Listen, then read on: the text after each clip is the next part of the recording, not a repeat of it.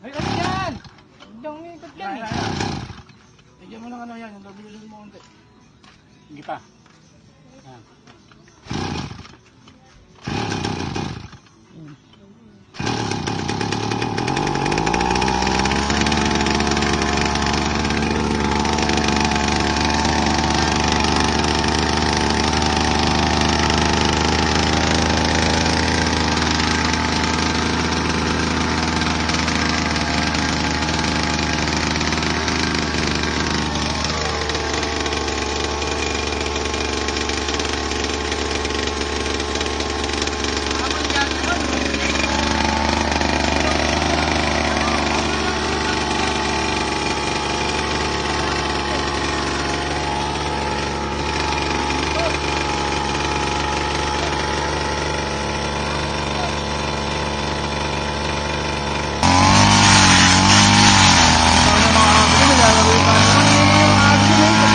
Halos talaga yung mga aso na yun.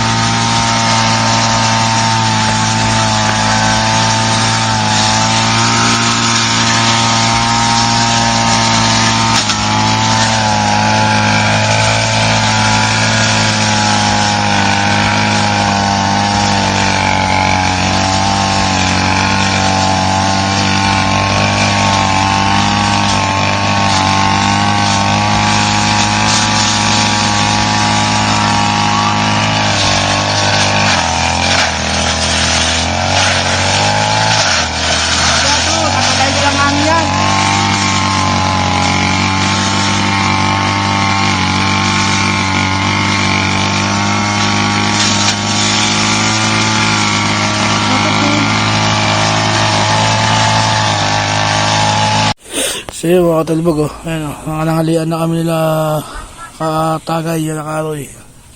Nagloko naman ang grass cutter namin. Oh, tambay.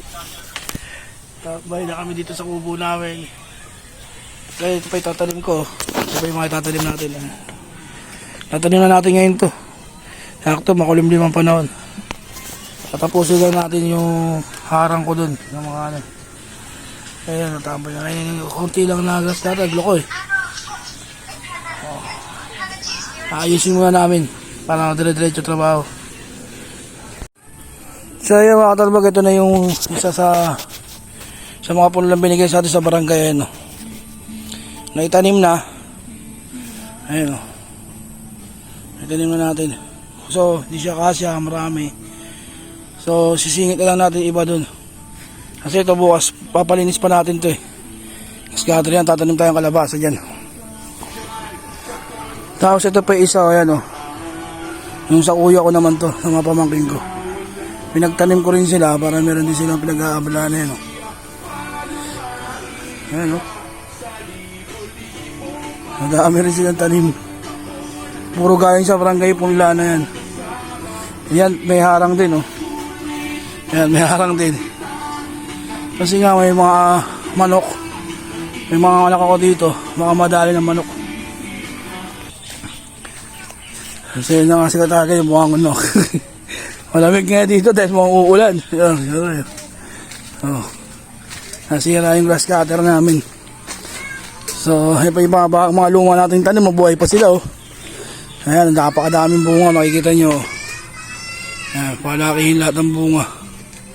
Ayan, sili, talong, talbos. Ayan, may mga alagbating tumubo, papaya, malunggay. So, yun lang mga katalbog. Salamat. Maraming salamat sa mga sumusuporta sa amin. Sana lagi nyo panood din ang aming video. Bye-bye. Sheesh.